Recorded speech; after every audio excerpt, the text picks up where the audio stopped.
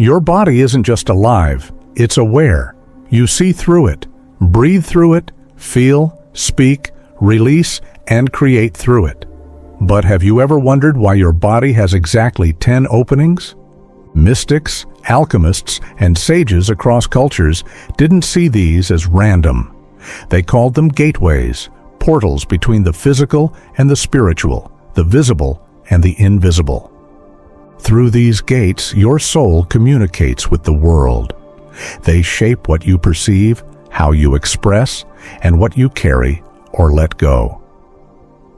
Science explains how they function, but ancient wisdom asks, why were they placed there in the first place? Today, we'll explore these 10 sacred doorways, not as anatomy, but as spiritual technology, a forgotten architecture hiding in plain sight.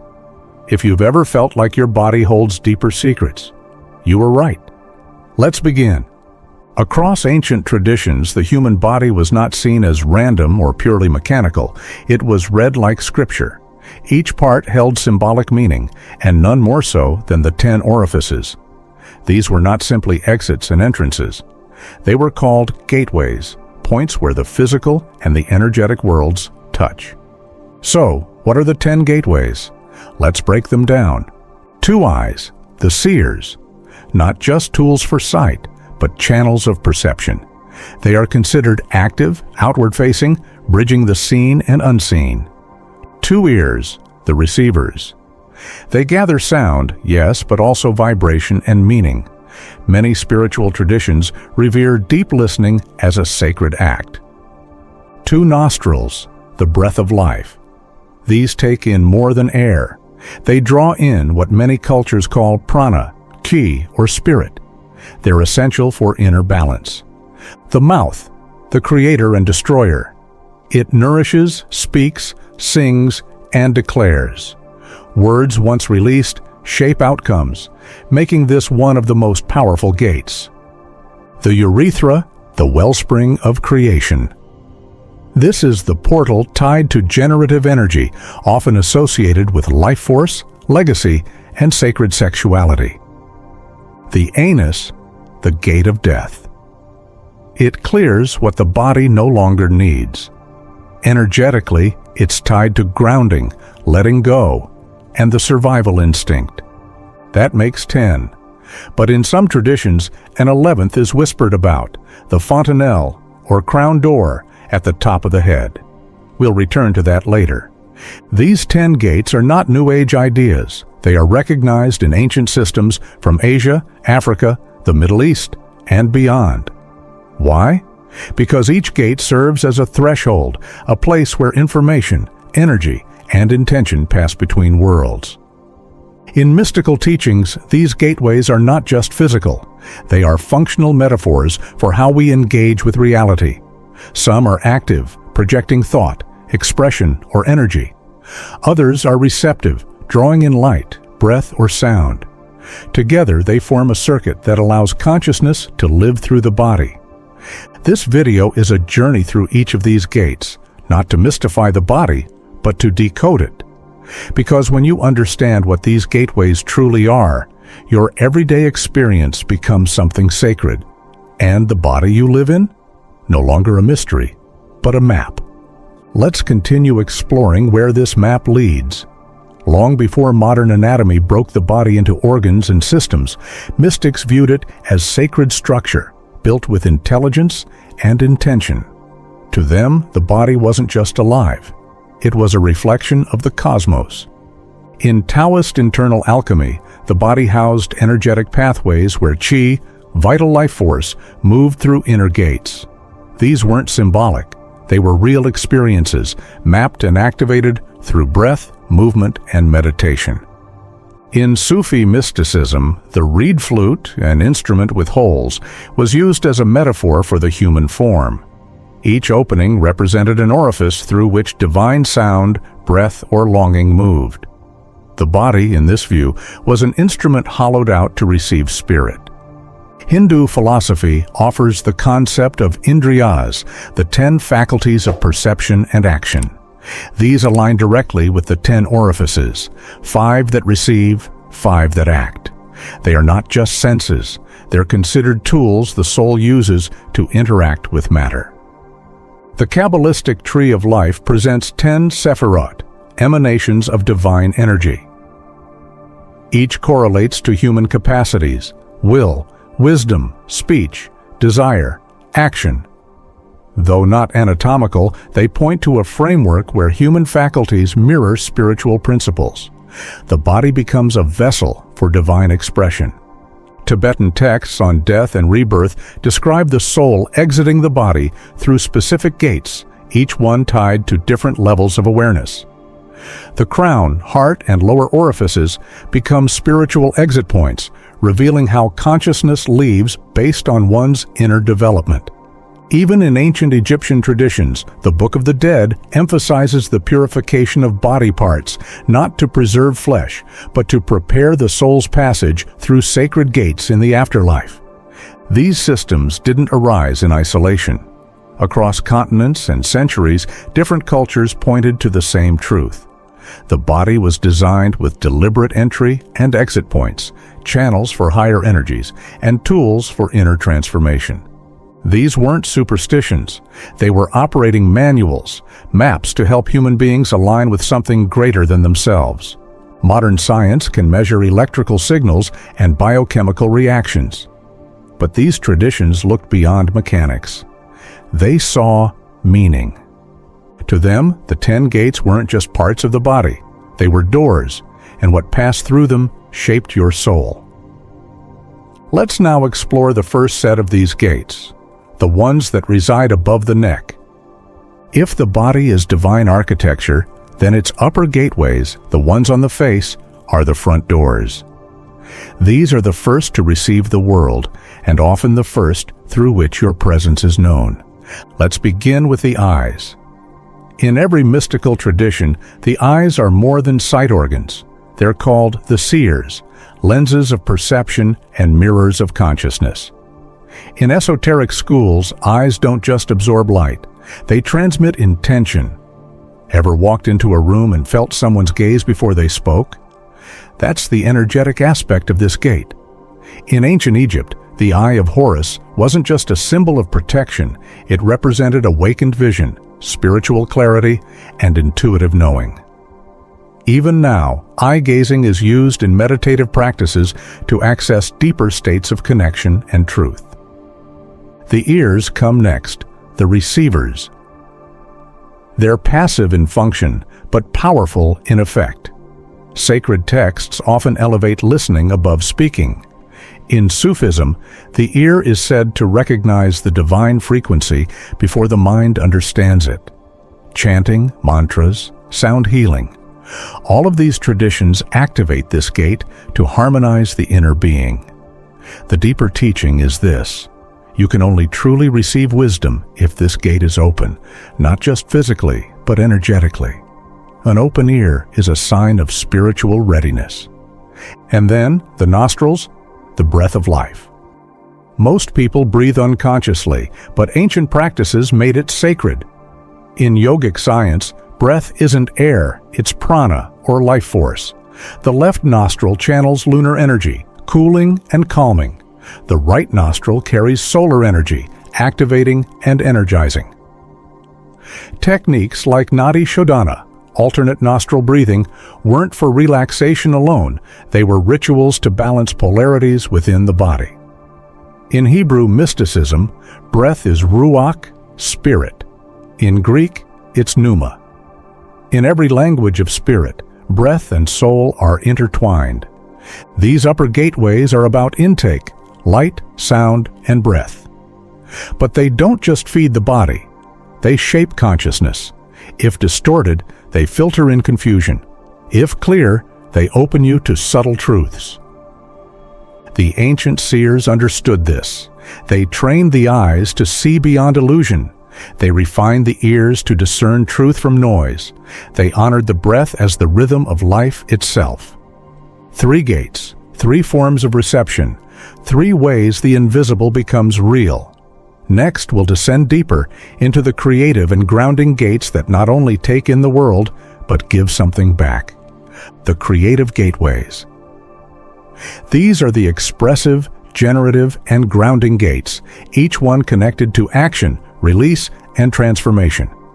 They don't just reflect how you experience life, they shape what you offer back to it. First, the mouth, the creator and destroyer. This gate is sacred in nearly every mystical tradition.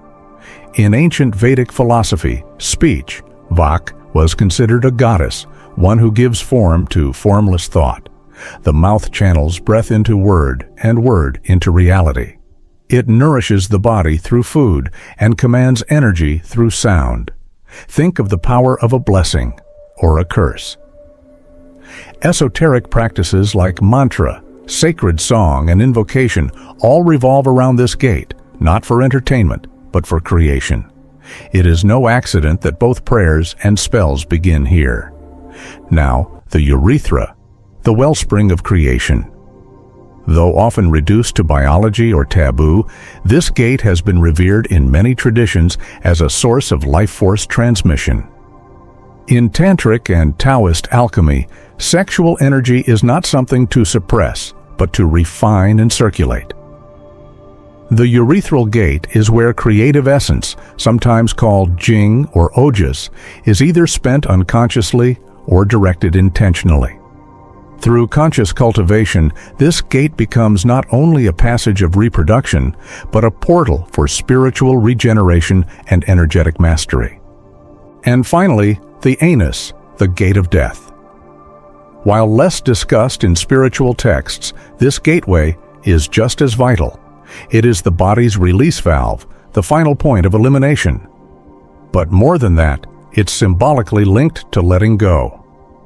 In yogic philosophy, the root chakra, Muladhara, sits here, anchoring your sense of safety, belonging, and survival.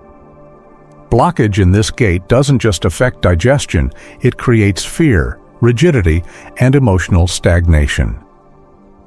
Ancient rituals of cleansing and grounding often focused on this gate, not to shame the body, but to honor its role in energetic balance.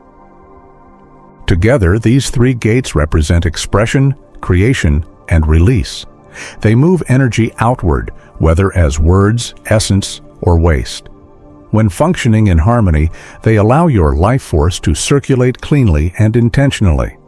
The mystics understood, power misused at these gates leads to chaos. But when revered and refined, they become instruments of conscious action. Taken individually, the 10 gateways might seem like isolated functions, each performing a specific task. But step back and a different picture emerges. These aren't just body parts. Together, they form a cohesive interface, a spiritual instrument through which consciousness navigates form. Mystical traditions didn't isolate these gates, they saw them working in harmony.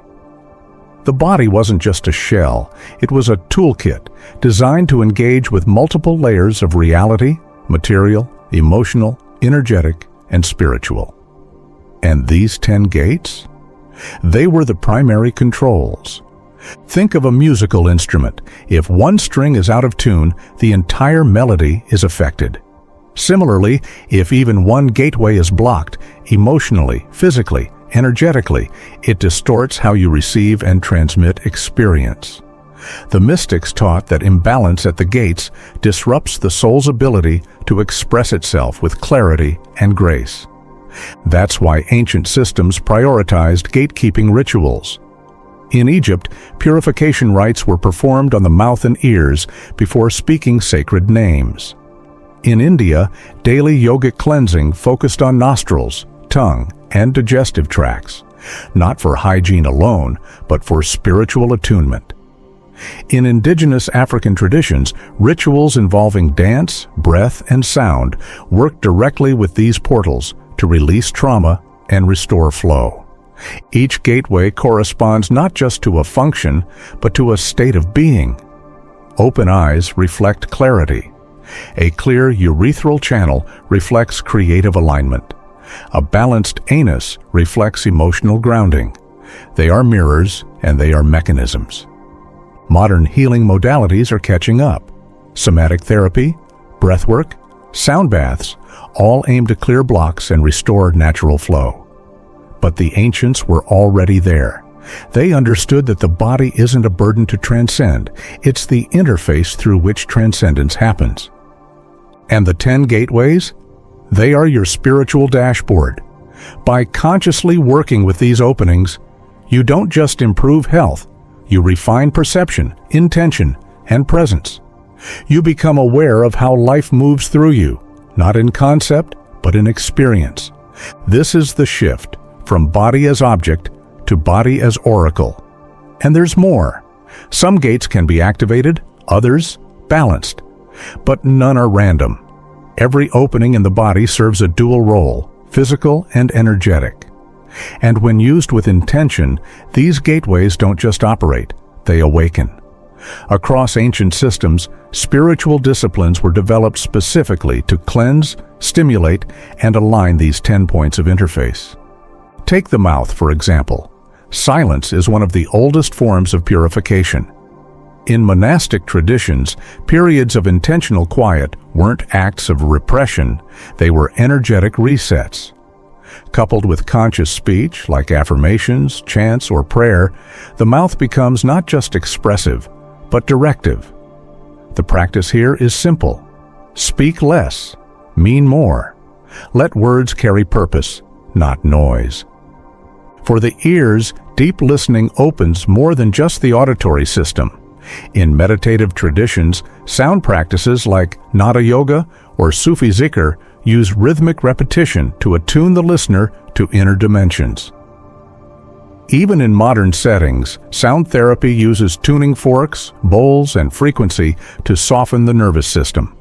The key is receptivity, listening without agenda. The eyes are activated through stillness. Practices like Tritaka, gazing steadily at a candle flame or symbol, train the eye to quiet its restlessness and penetrate surface reality. Soft focus on natural elements like fire, water, or horizon lines was also used to sharpen inner vision. Clarity of sight in this sense means more than just seeing, it's perceiving essence. For the nostrils, breathwork is central. Techniques such as alternate nostril breathing or box breathing restore balance between sympathetic and parasympathetic systems. In mystical terms, balanced nostrils unify masculine and feminine energy currents within. The breath becomes less about survival, more about alignment. Lower gateways require deeper somatic presence. The urethral gate, central to generative power, is honored through conscious pelvic awareness. In Taoist microcosmic orbit practices, sexual energy is moved intentionally up the spine, transmuting desire into vitality. Suppression isn't the goal, refinement is. The anus, often ignored, is engaged through grounding postures, root locks, mula bandha, and elimination rituals. When treated as sacred, this gate becomes a stabilizing force rather than a source of shame. Each practice isn't about control, it's about connection. Trauma, repression, and shame can shut these gates down. But through intentional discipline, they can be reopened, allowing your life force to flow clearly without distortion. And when all 10 gates are consciously held, something curious begins to stir at the crown.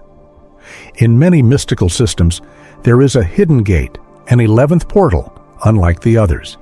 It doesn't open outward, it opens upward. This is the crown door, located at the top of the head, known in yogic traditions as the Sahasrara, or thousand-petaled lotus. It isn't used for speaking, seeing, hearing, or even creating. It's the gateway of transcendence, where individuality dissolves into unity. In Sikh mysticism, this is called the 11th gate, the final opening through which the soul exits at death and re-enters in birth. It is believed that only when all other gates are purified does this one activate fully, not by force but by resonance.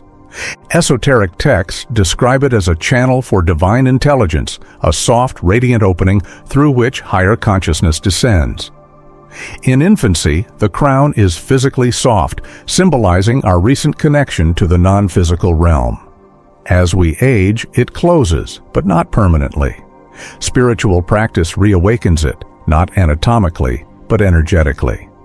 Unlike the other gates, this one is not used, it's received.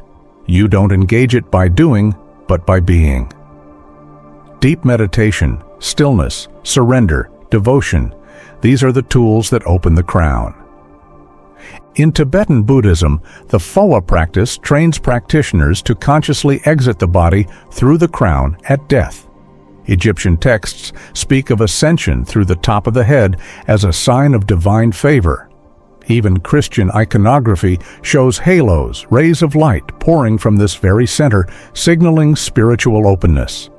This 11th gate is not concerned with survival, expression, or sensation. It exists to connect the finite self to the infinite.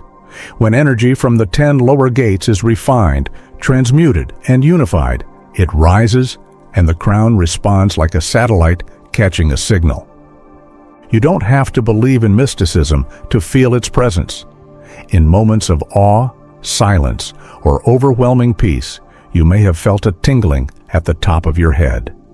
That's the crown stirring, not to alert you to danger, but to invite you home. The journey isn't just from body to spirit, it's from scattered energy to alignment. And now we return full circle to the truth your body has been whispering all along. You've lived inside your body every day of your life, but until now, maybe you didn't know it was sacred. 10 gates, each one crafted with precision, each one a threshold. And when seen through the eyes of ancient wisdom, not as flaws or flukes, but intentional design, they begin to tell a different story. You were never just flesh. You were built for interface, to receive light, sound, breath, and nourishment, to express truth, to release what no longer serves, to generate life and transcend it. The body isn't just a tool, it's a language spoken fluently by spirit. And when we treat the body with reverence, not shame, when we become custodians of our own gates, we begin to live differently, not numbly, not reactively, but consciously. This is what the mystics knew, that heaven was not a place above us, but a frequency within us. And the body, with all its openings, was the sacred bridge between worlds. So the invitation is simple. Don't bypass your body in search of the divine. Enter it more fully. Listen through the ears, see through the eyes, speak with intention, breathe with presence, feel what's been buried, release what's been held too long, and honor the gates, each one a chance to remember who and what you truly are. Because you were never just a passenger in this vessel. You were the light learning to move through it. And the body? It was always your first altar.